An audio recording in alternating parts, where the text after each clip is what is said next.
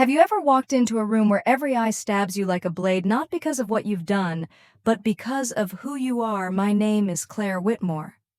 And the last time I stepped foot in Charleston, South Carolina, I was 19, carrying nothing but a duffel bag and a soul my father couldn't bear to claim. That day, I was disowned, erased, cut off from the family name for choosing a life outside a script, one where art, freedom, and identity mattered more than legacy and obedience. 13 years later, I returned. My father, Edward Whitmore, the great Southern lawyer with a spine made of iron and a heart made of marble, had died of a stroke. A distant cousin called to inform me. She didn't ask if I was okay. She just said, "The funeral is Friday. You should know." So I came. Not for closure, not for revenge, and definitely not for money. I came to say goodbye to the man who raised me, rejected me, and still haunted every brushstroke of my paintings. But the moment I walked into St. Andrew's Church, the whispers were already there. She's only here for the will. A disgrace. Her poor father, a gold-digging bastard. I kept walking, head high, spine straight. If they thought I came crawling back to beg, they didn't know who I had become. This isn't just a story about a funeral. It's about the years lost in silence, the truths we bury with the dead, and the voices that refuse to be silenced anymore. It's about me, Claire, and what happened after they called me that word. And I finally answered. I grew up in a house that was always too quiet, too clean, too picture-perfect. The Whitmore estate sat on the edge of Charleston like a monument to old Southern pride. White columns, manicured hedges, and a polished brass plaque on the gate that read, Edward Whitmore. People in town revered my father. To them, he was more than a lawyer, he was the law. Everything he did, every ruling, every donation, every sharp look was designed to uphold the image he'd spent a lifetime curating. Inside those walls, I learned that perfection wasn't just expected, it was demanded. My mother died when I was 7. I barely remember her face. Just soft hands that smelled of lavender and lullabies hummed when no one else was around. After she passed, my father remarried within the year. Elaine, my stepmother, moved in with porcelain skin and eyes that never blinked too long in my direction. I was expected to adjust, be good, be quiet, and so I did. I wore the plaid skirts, said yes sir and no ma'am, kept my elbows off the table and my voice low in public. I memorized state capitals, piano sonatas, and my father's law firm motto, honor above all. But inside, I was a kaleidoscope of contradictions. While other girls collected makeup palettes and crushes on football players, I collected paintbrushes, charcoal sticks, and sketch pads stuffed under my mattress. I wasn't interested in courtroom logic or Southern debutante manners. I wanted texture, color, light. I wanted to express something real, something mine. Of course, my father hated that. He saw my interest in art as a phase. When he found a stack of my drawings abstract, emotional, sometimes raw, he looked at them like they were filth. "What is this nonsense?" he asked, holding one up as if it reeked. "You think people pay for scribbles?" I was 14. That was the first time I realized my father didn't want a daughter, he wanted a legacy. I tried to comply. I really did. I enrolled in debate club. I shadowed him at the courthouse. I studied AP government instead of visual arts. But the more I tried to be who he wanted, the more I disappeared. By 16, I had perfected the art of hiding. My true self was tucked away in sketchbooks and beneath my tongue. I kissed my first girl in the back of the art studio during a volunteer mural project. Her name was Madison, and when our lips touched, something inside me woke up a spark I hadn't known was sleeping. But sparks, in the Whitmore house, were dangerous. When my stepmother accidentally read a text from Madison on my phone, innocent, really, just a line of poetry and a heart emoji, everything fell apart. My father didn't yell. He simply called me into his study, closed the door, and slid a manila envelope across the desk. "You can stay under my roof if you're willing to correct this behavior," he said flatly. "I've made an appointment with Pastor Reynolds and Dr. Stanwyck. They specialize in orientation counseling." It wasn't a conversation. It was a verdict. I stared at the envelope as if it were a live wire. "And if I don't go?" I asked, my voice barely above a whisper. He didn't blink. "Then pack your things."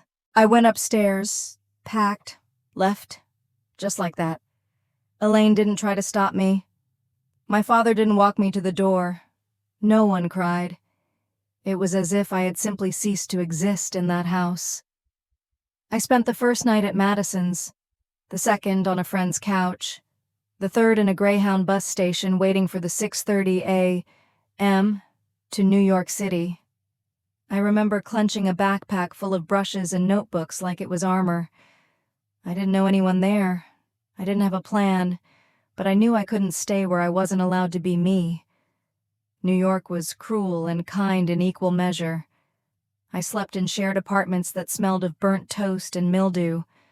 I waitressed, cleaned, illustrated birthday cards for $5 a pop. I hustled, survived, failed, restarted. There were days I skipped meals and nights I cried myself to sleep. But every morning, I still drew. I still created. Art became my rebellion, my prayer, my language. By 25, I had a solo show in a Brooklyn gallery. Critics called my work haunting and unapologetically human. I called it therapy. Did I think of my father then? Yes. But not with longing, with ache. With the kind of ache that comes when the person you used to love doesn't recognize you anymore, even if you stand right in front of them. I sometimes imagined sending him a catalog of my work, just to prove I hadn't become a failure, just to show I was alive. But I never did. Pride ran too deep. And besides, I knew what he'd say. "You could have been a lawyer." The last I heard of him was a news article his firm won some landmark environmental lawsuit. He looked older in the photo, grayer, still stern, still composed. I stared at that photo for a long time, then tossed the paper into the trash. And then years later came the call. "Your father passed away last night." The voice said, "There's a service Friday. You should know." I didn't respond at first. Not with words, just silence. The kind that fills your ears when a part of your past is declared dead. But the next day, I bought a black dress, booked a flight, and packed a sketchbook I hadn't opened in years. I didn't know what I was walking into, but I knew one thing. If I didn't go, I'd regret it for the rest of my life. Charleston smelled the same. The air was thick with jasmine and ghost stories, sweet tea and judgment. The taxi from the airport rumbled past streets I hadn't seen in over a decade, red brick sidewalks, wrought iron fences, and porches with rocking chairs that looked like they hadn't moved since I left. The closer we got to the church, the tighter my chest became. The driver slowed as we approached St. Andrew's Episcopal, a grand stone building draped in ivy and memory. I stared out the window at the crowd gathered on the front lawn, women in wide-brimmed black hats, men in starched suits, hands clasped solemnly. My father's world, my father's people. And now, me, the exile, returned. I stepped out of the cab, heels clicking against stone, and the moment I did, silence fell like a curtain.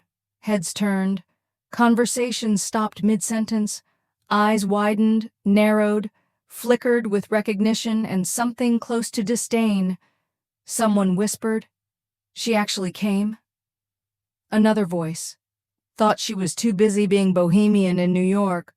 Then the one that pierced through them all, "She's just here for the will." My hands clenched around my clutch. I kept walking. Inside, the church smelled of lilies and polished wood. Light streamed through stained glass windows in hues of sapphire and gold, casting fractured halos on the pews. It would have been beautiful if it weren't for the weight in the room. I spotted her instantly, Elaine. My stepmother. Still regal, still cold. She sat in the front row, spine straight, hands folded on a silk handkerchief. Beside her, of course, were them my father's siblings, his partners, the legacy friends from golf clubs and fundraising galas. None of them looked my way. Not directly. But I could feel their eyes tracing every step I took. I slipped into the very back pew. I didn't want to be seen, but I needed to be present. The service began, and the pastor spoke in soft, reverent tones about legacy, duty, and service. He listed my father's accolades like they were Sacrament's head of the Whitmore Law Group, member of the State Bar Ethics Committee, co-founder of the Charleston Preservation Society. But not once did he mention family. There were no stories of fatherhood, no warmth, just titles. I suppose that was fitting. My father's legacy wasn't written in love. It was carved into court rulings and marble plaques. The pastor asked if anyone wanted to say a few words. A few men in tailored suits stood, one after another, offering polished tributes, respectful, distant, carefully measured. I listened but felt disconnected, like I was watching a play I never auditioned for. Then, unexpectedly, a woman stood. An older cousin, my Aunt Margaret. She wore a brooch shaped like a magnolia, her hands trembling as she clutched a note. Edward was a man of great pride, she said. He believed in tradition, discipline, and strength. Sometimes, perhaps too much strength. She hesitated, eyes flickering in my direction. He loved his family, even if he didn't always show it. That was the first time anyone acknowledged that I was still part of that word family. I thought it might be the only time. When the service ended, the crowd filed out slowly. Some lingered in the aisles, hugging, murmuring condolences, dabbing at tears. I waited, hoping to slip out quietly. But the moment I stood, Elaine appeared beside me like a shadow. "Claire," she said, her voice silk-wrapped in ice. I turned. "Elaine." She tilted her head. "You're thinner than I remember." I offered a flat smile.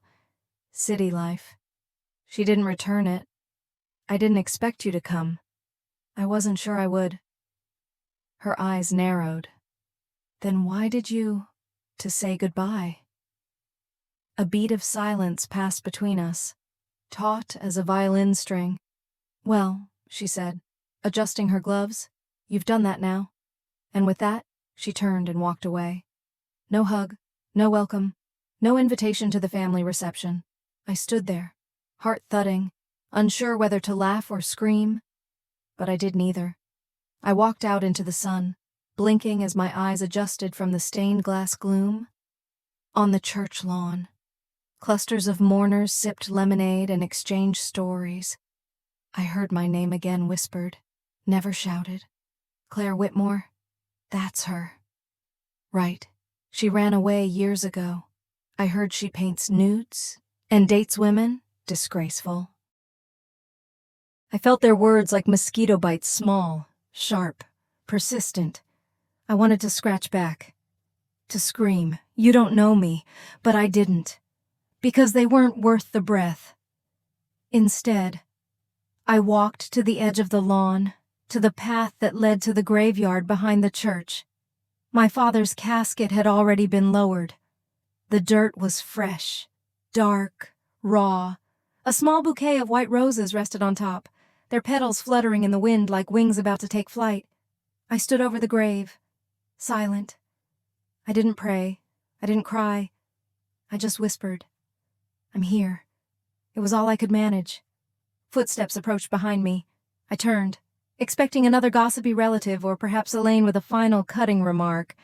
But it was a man I didn't recognize, mid-50s, gray at the temples, wearing a black suit and an expression somewhere between pity and curiosity. "Miss Whitmore?" he asked gently. "Yes." He held out a business card. My name is Peter Langley. I'm your father's attorney. I raised an eyebrow. And there's a reading of the will tomorrow. Your name is listed as an invited party. I blinked. What? He nodded. 10 a.m. at my office, downtown Charleston, 324 Magnolia Street. I stared at the card in my hand like it was a trick. He wanted me there, yes. Peter said, specifically, 100 questions rushed into my head, but I said none of them. Instead, I simply nodded, thank you. He gave me a small, knowing look like he understood more than he let on, then turned and left. I stood there for a long time after he disappeared. The grave was still, the air was thick, and the whispers, for the moment, had stopped. But tomorrow, I knew, would bring a storm. The next morning, Charleston was soaked in gray. Clouds pressed low over the city, and a slow drizzle clung to everything: windows, sidewalks, even the Spanish moss hanging from the oak trees. I watched it from my hotel room window with a kind of numb anticipation, sipping black coffee that had long since gone cold. The card sat on the table beside me.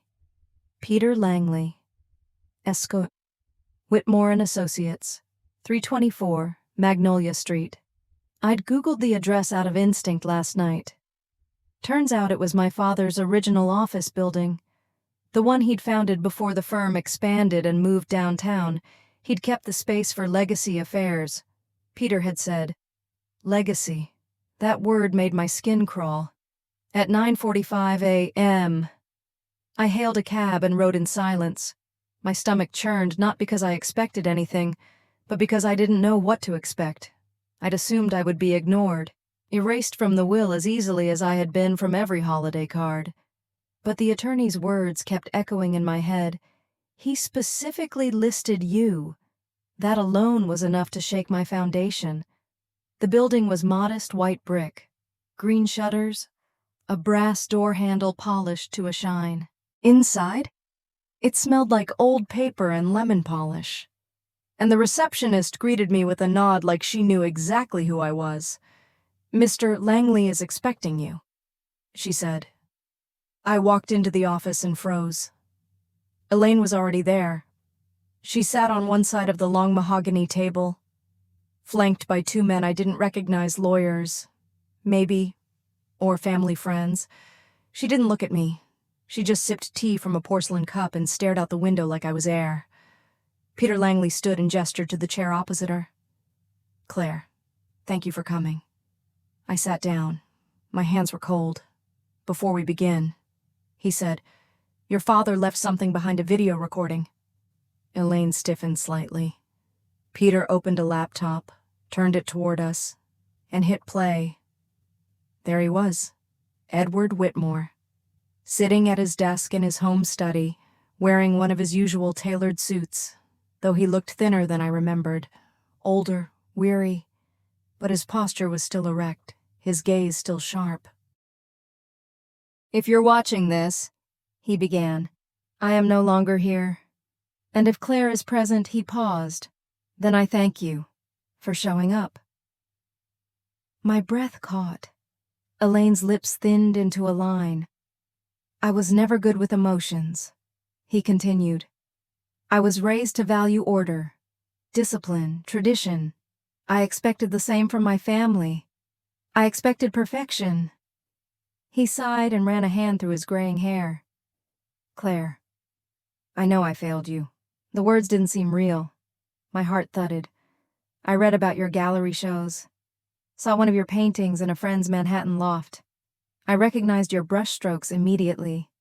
I followed you, silently, for years because I didn't know how to face what I had done.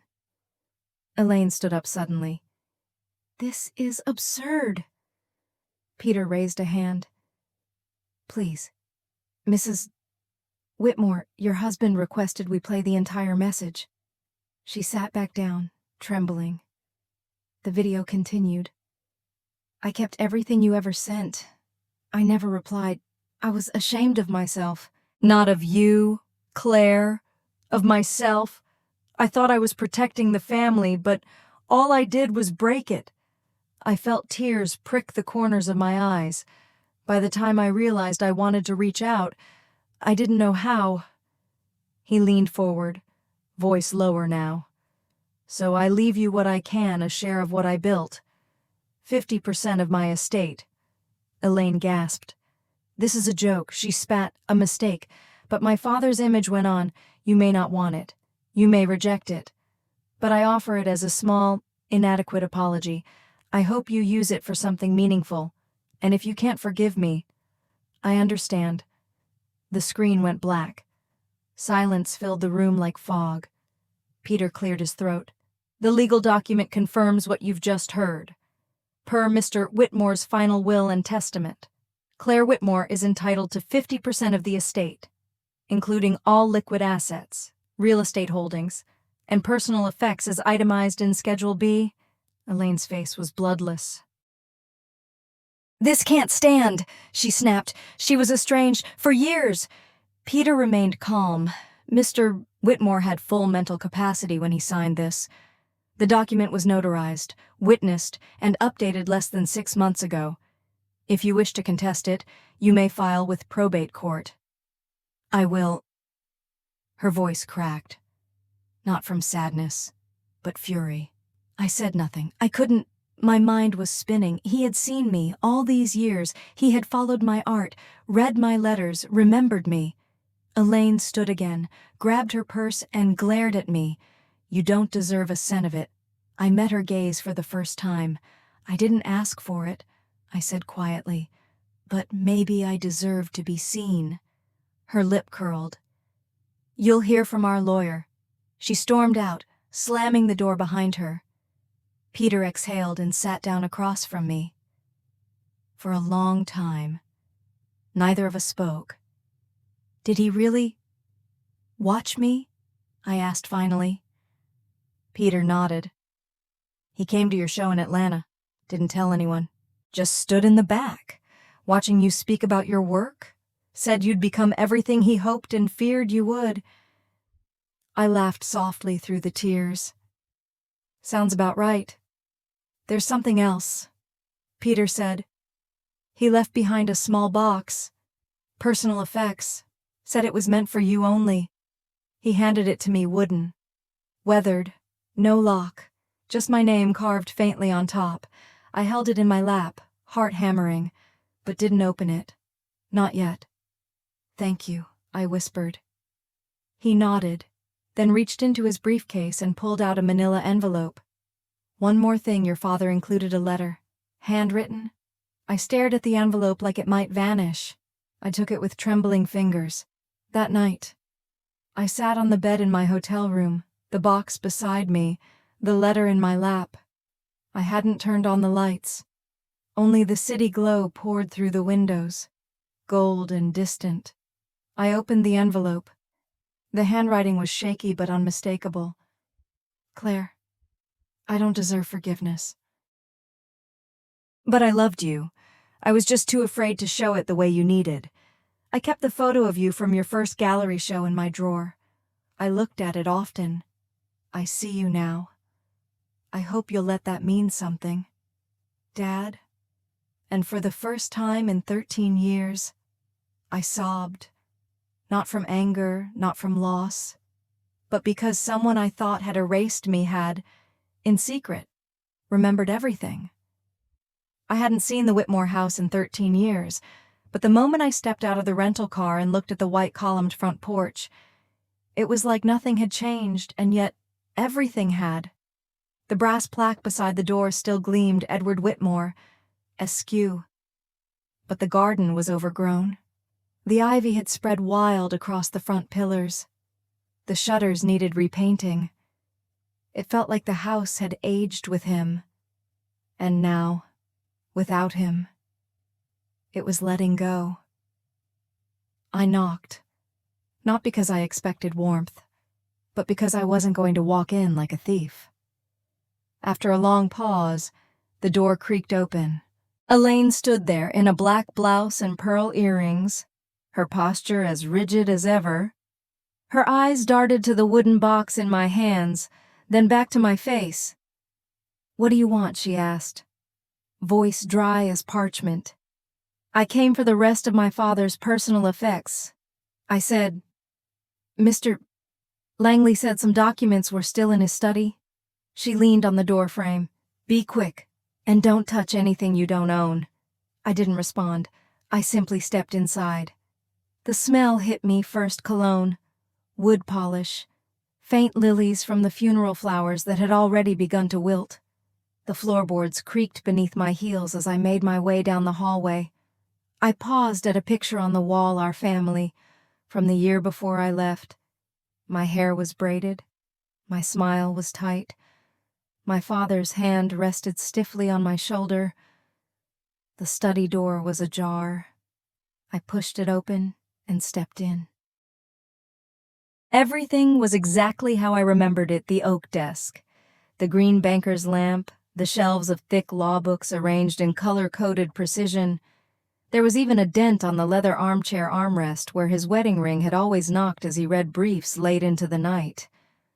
I placed the wooden box gently on the desk.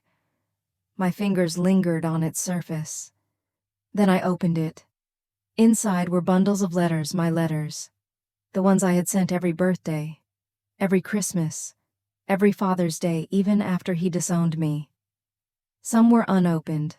Others had been clearly read and folded back with care. A few had faint fingerprints, oil smudges from being held too long. There were also little things I had forgotten I ever mailed: a photo from my first gallery show, a tiny sketch of my childhood bedroom, a pressed magnolia leaf I'd sent after a trip down south. He had kept them all. Tears burned my eyes, but I blinked them away. I wasn't ready to cry, not yet. At the bottom of the box was a sealed envelope marked, "To be opened in the study." My heart jumped. I turned it over and opened it carefully. Inside was another letter, handwritten like the first, but longer. "Claire, if you're reading this, it means you've returned to this house. I wasn't sure if you ever would. I want to ask you something I never had the courage to say in life. Can you forgive me? I failed you, not just as a father, but as a man. I let fear speak louder than love. I let reputation mean more than my daughter. I kept this study as it was not for law, but because it was the only place I ever truly thought about what I'd lost. You. I hope one day you'll find a way to build something from this pain, not for me, but for yourself. And if you find anything of me still worth remembering, I'd be grateful. Dad." I read it twice, then a third time. And then I sat down in his chair and sobbed, not just for what he had done, but for what could have been. For every phone call never made, for every art show he could have seen, for the years lost to silence and stubborn pride. There was a knock on the doorframe. I turned and found Elaine, arms crossed, expression unreadable. "You found your things?" she asked. I nodded, wiping my eyes. "Yes." She looked past me at the box, the open letters, the envelope in my hand. "I told him to throw those away," she said they were distractions. I looked up, but he didn't. "No," she murmured, "he didn't." She walked slowly into the room, stopped at the bookshelf, and rested a hand on the spine of a legal text. "He wasn't always a good man, Claire, but he believed in structure, in appearances. You were the one thing he couldn't control, and it terrified him." Her voice wasn't angry anymore, just tired. I stood. "He told me, in the video, that he regretted it." Elaine met my eyes, and for a moment, I saw something flicker there, guilt, softness, I wasn't sure. "I read the letter he left you," she said. "Peter showed me," and she looked away. "I don't know if I can ever accept what you are, but I know he did." At the end, I waited, hoping for more. But instead, she turned and walked away, leaving the door open behind her. No apology, no embrace, but a crack in the wall. I gathered the documents Langley had requested, I tucked the letters carefully back into the box before I left the room. I turned back once, scanning every corner of the desk, the books, the photo of us all pretending to be a family. I didn't hate the house, but I no longer belonged in it. As I walked out the front door, the humid air hit me like a wave. The garden buzzed with bees, untamed but alive. I stepped off the porch and looked back one last time. That house had tried to shape me, erase me, define me. But I had returned on my own terms, and now I was leaving again. Not broken, not erased, but whole, but... I left Charleston 2 days later with a suitcase full of papers, a wooden box of memories, and a silence that somehow weighed more than both. Back in New York, the city felt louder than I remembered. Horns honking, subway brakes screeching, espresso machines hissing in cafes I once called home. And yet inside me, everything was muted. I drifted through my apartment like a ghost, my body back in Brooklyn but my mind still walking the hallways of the Whitmore house.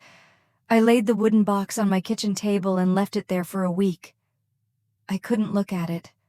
Not because of what was inside, but because it reminded me that my father, in the end, had tried. And that trying, however late, was somehow more painful than silence. I kept wondering, what was I supposed to do with all this, the inheritance, the letter, the ghosts? I didn't need the money. My art had finally found its footing. Grants, exhibitions, commissions. I paid my bills, I lived comfortably.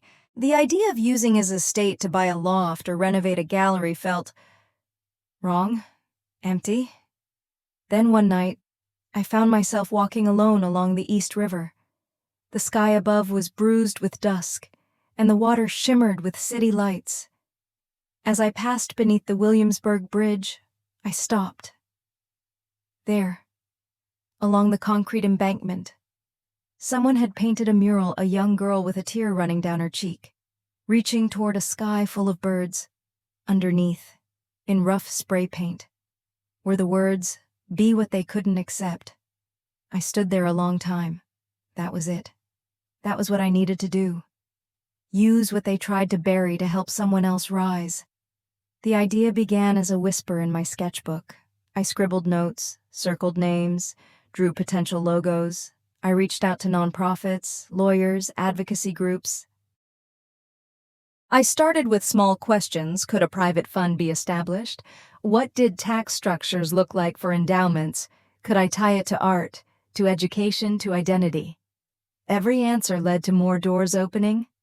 3 months later, the Whitmore Foundation for Creative Youth was born. I didn't name it after myself. That would have been too easy. I named it after him, not to glorify him, but to redefine him. The foundation would support LGBTQ+ teens estranged from their families. It would provide scholarships to those pursuing creative careers. It would offer housing stipends, mentorship programs, mental health counseling, a place to land when your own family had cut the rope. I poured every cent of my inheritance into the fund.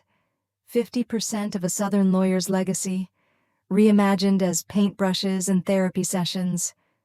And when the paperwork was signed and the website launched, I didn't feel victorious. I felt light, as if something had finally lifted from my chest. The press found me, of course. Disowned daughter turns father's estate into LGBTQ+ art fund. The redemption of the Whitmore name. Journalists wanted sound bites. I gave them the truth.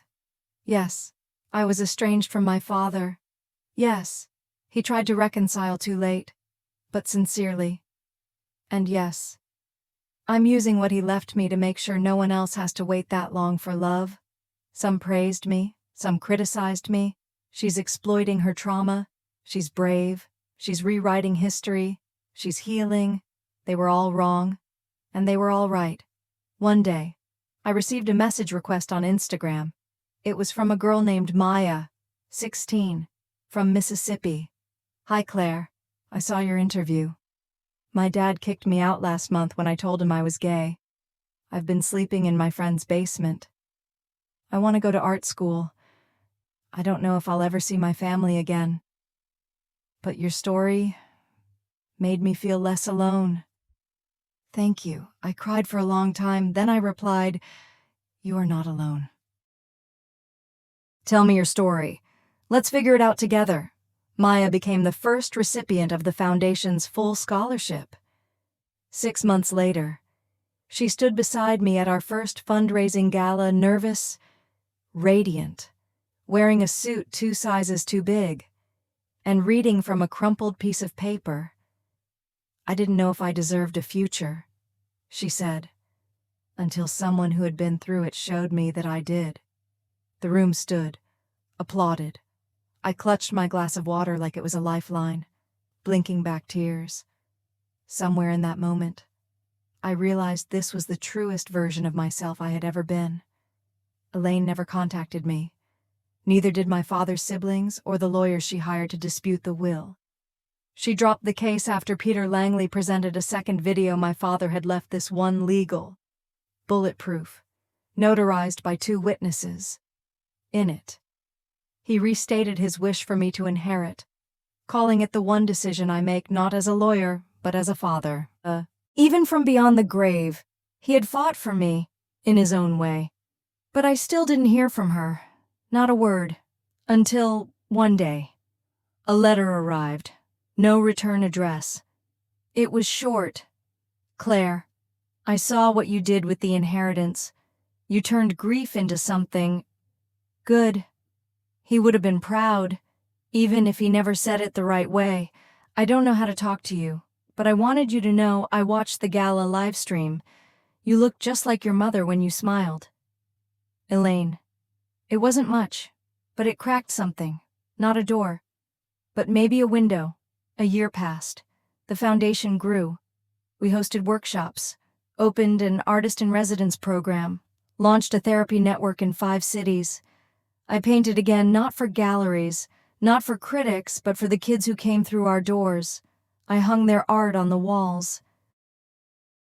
One day, I painted my father's portrait not as he was, but as I wished he had been sitting in a garden, coat off, sleeves rolled, looking at a sketchbook with wonder, a man willing to learn, to soften.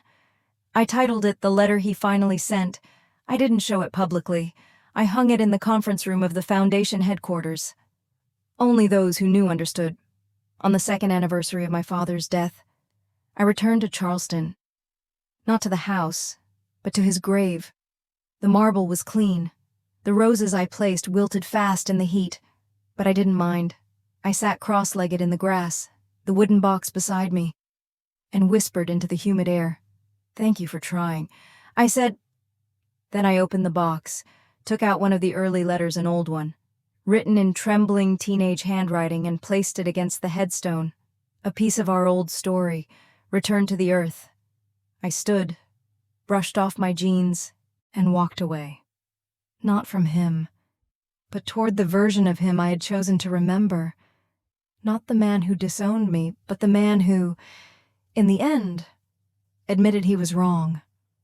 When I got back to Brooklyn that evening, the mailbox held a letter addressed in thick, careful handwriting. Inside was a flyer. A high school in Charleston was renaming their art wing the Claire Whitmore Studio for Expression and Healing, sponsored anonymously. I stared at the letter, stunned. At the bottom of the page, someone had handwritten in small, looping script, "You were always worthy of this, even when we didn't see it. Elaine." It wasn't forgiveness, it wasn't reunion, but it was something real. And now, sitting in my apartment, soft music playing, candles flickering, sketchbook open, I finally feel whole. Not because of what I inherited, but because of what I created from it. This isn't a story about revenge or justice. It's a story about reclamation. About what happens when you take the hurt, the silence, the rejection, and turn it into a place where others can finally be seen. I am Claire Whitmore, daughter of a man who failed and tried again, founder of a home for those exiled by their own. and survivor of a silence that nearly erased me. But I am not erased. I am here. In the months that followed, life didn't slow down, it transformed. The foundation took on a rhythm of its own emails, strategy meetings, calls with donors, endless cups of coffee, and late nights reviewing grant applications. But through all the busyness, something inside me had quieted. The kind of stillness that comes not from having no wounds, but from finally acknowledging them and learning to breathe through the scar. Yet some wounds still lingered. I kept Elaine's letter in the top drawer of my desk. I read it more than I'd admit, each time looking for something hidden between the lines: regret, affection, a memory we might have shared. I never found exactly what I wanted, but it kept drawing me back. Not because it healed me, but because it proved she had watched, seen. One Sunday afternoon, I received a phone call I never expected. A Charleston number, no name. I hesitated, thumb hovering over the screen, then answered. "Claire Whitmore?" the voice asked. Female, clipped, polite. "Yes, this is Claire. This is Margaret Hastings. I'm the vice principal at Charleston Preparatory. Elaine Whitmore gave me your contact. She mentioned you might be open to speaking at our Arts and Identity Forum next month." I blinked. "Elaine gave you my contact?" "Yes, she's been supporting the expansion of our diversity programming. Spoke very highly of you." Highly, Elaine. Those words didn't belong in the same sentence. I agreed to speak, not because I wanted to return to Charleston again, but because something in me needed to face what that invitation meant. Maybe not a reconciliation, but a gesture. 2 weeks later, I was back in the city of my childhood. Standing in front of 50 high school students in a bright auditorium, I told them about growing up in a home of silence, about painting under my bed, about rejection, exile, art, love, and reclamation. I didn't dramatize. I didn't preach. I just told the truth. Afterward, students lined up to speak with me, some shyly, some with stories they had never told anyone. One girl, no older than 16, pulled me into a hug and whispered, "I came out to my mom last week. She didn't say anything, but she didn't leave. Maybe that's a start." I smiled and nodded. "That's enough for now." As I turned to leave, I saw her, Elaine, standing in the far corner of the auditorium, her arms crossed, expression unreadable. I froze. We hadn't spoken since her letter. She walked toward me slowly, stopping a few feet away. "That was well done," she said softly. "Thank you," I replied, equally cautious. A pause stretched between us, thick with all the words we hadn't said over the years. "I didn't come to make a scene," she said. "I just wanted to see it for myself. What you've become." I searched her face. She wasn't smiling, but her voice wasn't cold anymore. "You knew what I would be before I did." I said, "And you hated me for it." Her eyes flickered. "I didn't understand you. I still don't. But I see now that your father did. At the end, at least." I swallowed the lump in my throat. It would have mattered more if he'd said it while he was alive. "Yes," she said. "It would have." We stood in silence for a moment longer. Then she reached into her handbag and pulled out a small envelope. "This was in his desk," she said. "I was going to keep it, but I think it was meant for you. I took it without speaking. Goodbye, Claire." She walked away, her heels clicking faintly on the linoleum floor. I didn't open the envelope until I was back in my hotel room. Inside was a photograph me at age 12, painting in the backyard, completely unaware that someone had captured the moment. My hair was windblown, my cheeks flushed, and my hands streaked with red and blue acrylic. On the back, in my father's careful handwriting, were just 4 words: "This is her truth." In the weeks that followed, I kept the photo on my nightstand. I didn't tell anyone about it. Not the board at the foundation, not the press, not even Maya, who had become like a younger sister to me. Some things, I realized, didn't need to be turned into speeches. Some truths belonged in quiet corners, unspoken but understood. My art changed after that. I stopped painting for message, started painting for memory. I painted my mother's hands, the broken swing in our backyard, the view from the attic where I used to read with a flashlight after bedtime, and my father's study, not the man, but the chair, the books, the box he left behind. Grief has a way of reshaping itself. It doesn't disappear, but it softens, becomes less jagged, and in that softness, you begin to see more clearly not just what was taken from you, but what was left behind. A few months later, I hosted a private show titled The Rooms We Grew In. It wasn't publicized. No critics, no cameras, just survivors, young, old, queer, estranged, rebuilding, walking through a gallery of painted moments I thought I had buried. One painting in particular stopped people in their tracks. A girl standing at the edge of a doorway, one hand on the frame, the other holding a box.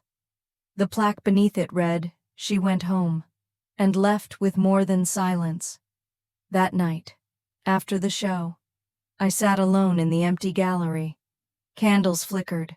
The city hummed beyond the windows. I thought of my father, not as the man who once called me selfish, or dramatic, or unnatural, but as the man who, however brokenly, tried, and that, I realized, was what I had been waiting for. Not an apology, not redemption. Just effort. Because love is not proven through perfection. It's shown in the willingness to try again, to write the letter, to leave the box, to send a photograph with 4 simple words. This is her truth, and now I live mine. Spring arrived in Brooklyn not with a bang, but with a slow blooming petals on the sidewalks, sunlight stretching just a little longer each day, and a breeze that carried possibility instead of ache. For the first time in a long time, I stopped waiting for something to fall apart. I just lived. The foundation had become its own living, breathing entity. We had over 50 mentees in cities across the country. Our social workers were connecting youth to safe housing faster than we imagined possible, and in the studio on the 4th floor, paintbrushes moved like prayer across canvas as once hidden kids found their voice in color. One Friday morning, Maya barged into my office holding a wrinkled acceptance letter. "Rista," she gasped. I got in. I jumped up, grabbed her shoulders, and screamed. We danced in circles, knocking over a stack of print proofs and nearly spilling coffee across the floor. When we finally collapsed into the chairs, breathless and laughing, she said, "You know I never would have applied without you." I shook my head. "No, you would have. But I'm glad I got to see you do it." Moments like that unfiltered joy, witnessed in real time, became the new milestones in my life. No longer gallery sales or media coverage, but the quiet victories of those who once believed they had no future. Still, in quieter moments, I found myself returning to thoughts of him, my father, his letters, that photograph, the little offerings he left behind, like breadcrumbs on a trail he never had the courage to walk beside me. I began writing to him again, not to send, but to say what I hadn't when he was alive. They were short entries in my journal, sometimes a few lines, sometimes whole pages. "Dad, I painted the magnolia tree from our backyard today. The one you never watered but always stood under like it was your prize. Dad, I told Maya about your letter. She didn't know what to say, but she squeezed my hand. Dad, I still don't know if I forgive you, but I know I no longer hate you." Writing to him became part of my healing, not to erase the past, but to make peace with it. One evening, while reviewing submissions for the Foundation's fall cohort, my phone buzzed. It was a number I didn't recognize. Charleston area code again. I hesitated, then answered, "Claire." The voice was small, hesitant. "This is Sarah. Sarah Whitmore." I froze. It took a second for the name to click. Sarah. My cousin. We used to play on the swing set together during Easter brunches. She was the only one who didn't look away when I walked into my father's funeral. "I hope it's okay that I called," she said. "Elaine gave me your number." My voice was slow, guarded. "Hi, Sarah, it's been a long time. I know, I've been watching what you're doing with the foundation. It's amazing, Claire. Really, thank you." A pause. I wanted to ask something strange. She said, "Would you ever consider coming back for the family reunion? I know not everyone has changed, but some of us have. I think some of us owe you more than silence." Her words lingered in the air like incense, sweet, cautious, unexpected. I didn't answer right away. I wasn't sure if I wanted to return, to face rooms that had once spit me out, but the idea that someone in that circle remembered me as more than a headline stirred something in me. "I'll think about it," I said. "Okay," she replied, "that's enough." Before she hung up, she added, "He really did love you, Claire. He just didn't know how." Later that week, I found myself back in the attic of the foundation, my personal workspace, a room lined with skylights and half-finished canvases. I pulled out a new canvas, larger than most, and stared at it for a while before picking up the first brush. I didn't sketch, I didn't plan. I just began. The piece was layered, bright colors bleeding into shadows, figures emerging and disappearing. In the center, a young girl reached for a door. But this time, unlike my previous work, the door was open, and there was someone standing on the other side. Not clearly defined, not fully real, but present, waiting. When I finished, I titled it "The Ones Who Stayed." It wasn't about my father, or Elaine, or Charleston. It was about Maya, Sarah, the students, me, the people who chose to stay, the people who chose to keep loving, even when it hurt. The foundation hosted a spring open house a few weeks later. Alumni returned, families came. Volunteers poured wine and served appetizers on tiny ceramic plates shaped like paint palettes. As the sun set over Brooklyn, I stood near the gallery entrance, greeting guests and stealing bites of goat cheese crostini between conversations. That's when I saw her. Elaine. She stood in the doorway, wearing a dark green dress and clutching a small handbag. I didn't move. She approached slowly, her eyes scanning the walls, landing briefly on each piece. She stopped in front of the ones who stayed. She stared a long time. Then she turned to me. "It's beautiful," she said. "Thank you." We stood in silence. Finally, she added, "I think he would have wanted to see this." "I think he did," I replied. She nodded, blinking quickly. "I still don't understand everything, but I'm trying." That was all she said. She didn't stay long, but she stayed long enough. Later that night, I sat on the rooftop of the foundation building, the city humming below, the sky freckled with stars we rarely saw. Maya joined me, 2 mugs of tea in hand. "You ever think about going back?" she asked. "Charleston." She nodded. "Sometimes," I said, "but I don't think going back means returning. I think it just means not running anymore." She smiled. "You're really wise for someone who once dropped an entire tray of hors d'oeuvres on a donor." I laughed. I was testing gravity. We sipped in silence for a while. Then she leaned her head on my shoulder. "You're my family, you know," she said quietly. I blinked, swallowing a sudden knot in my throat. "And you're mine." That was it. No paperwork, no DNA, just truth. The family we choose? It's quiet tonight. The kind of quiet that only arrives after long seasons of noise, of confrontation, movement, and healing. I'm building. The studio is empty. The last intern's gone home. The lights dimmed to a warm amber. I sit by the window with a mug of herbal tea and my sketchbook resting on my lap. Outside, Brooklyn glows. Streetlights shimmer like constellations across the city grid, and above them, a sliver of moon cuts the dark clean in half. I think about where I was 2 years ago. A phone call, a funeral, a whisper in a church. She's only here for the inheritance. I didn't know it then. But that moment was a door, and I chose to walk through it. Not to take, not to prove, but to reclaim, to say, I was here, I mattered, and I do. So many of us grow up learning to shrink, learning to speak softly, walk carefully, ask for less, especially when we're different, especially when our families tell us that love comes with terms and conditions. But the truth is, the moment we stop begging to be accepted, and instead begin accepting ourselves, that's when the healing starts. That's when we stop surviving and begin living. Earlier today, we hosted our annual Spring Showcase student work displayed across 3 floors, stories posted beside each piece, laughter echoing through the stairwells like music.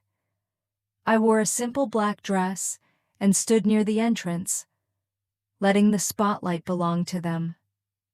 Maya introduced each artist like a proud sibling. There was a boy from Montana who used to stutter but now spoke poetry aloud. A girl from Georgia who painted her old church burning not in rage, but in rebirth. And a non-binary teen from Michigan whose sculpture of a broken violin made half the room cry. They were magnificent. At the end of the night, as guests trickled out, a woman approached me. She was in her 50s, with tired eyes and a worn scarf. "You're Claire Whitmore," she said. More statement than question. "I am." I nodded. "My daughter applied to your program last year. You offered her a full scholarship." I smiled gently. "What's her name, Jules? She's in the Boston cohort now. She told me I should come tonight, said it would help me understand." I placed a hand on my chest, humbled. "I'm glad you did." She looked around the gallery, eyes shining. I didn't get it before, the art, the identity stuff. But now, I think I'm beginning to. She's happier, stronger. She hesitated, then added, "Thank you for not giving up on her. Even when I almost did." I smiled, but didn't speak. Sometimes, words ruin the moment. After she left, I walked to the very last canvas of the exhibit, mine, the only one I had contributed. It was smaller than the rest. A quiet piece titled Inheritance. It depicted a hand reaching into darkness, not to grab but to leave something behind. A photograph, a letter, a seed. At its center was a small wooden box, half open. I painted it from memory. Beside the frame, I had written a single line.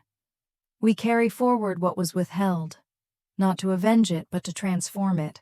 That's what legacy really is. Not money, not property, not family crests or framed diplomas. Legacy is what we do with what we're given, or with what we were denied. My father didn't get to see all of this, but he gave me the means to build it. And more importantly, he gave me the truth, messy, imperfect, belated. He admitted he was wrong. That alone changed everything. I still write him sometimes.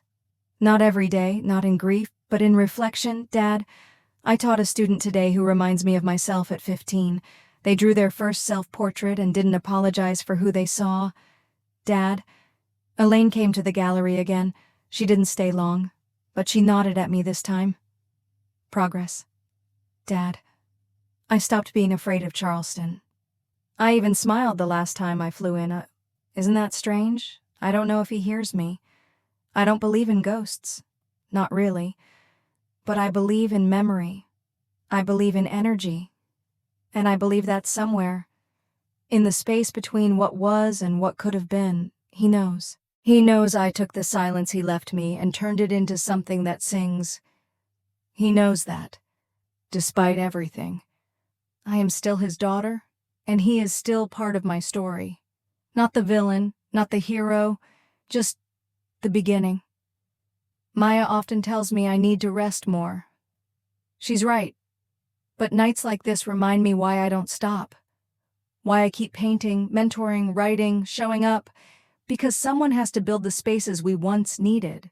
Because every time a kid walks into our studio holding a sketchbook like a shield, I want them to feel what I once didn't welcome. Enough. Scene. I close my sketchbook and blow out the candle. Tomorrow, there will be more work. More letters to write. More stories to listen to. More young people walking through doors they once believed were locked. But tonight, I rest in the knowledge that I have already rewritten the ending. I have turned exile into community, inheritance into opportunity, grief into light. I am not what they once called me. I am not a disgrace, not a taker, not a ghost. I am Claire Whitmore, daughter, artist, founder, healer. And I have built something that will outlive the silence.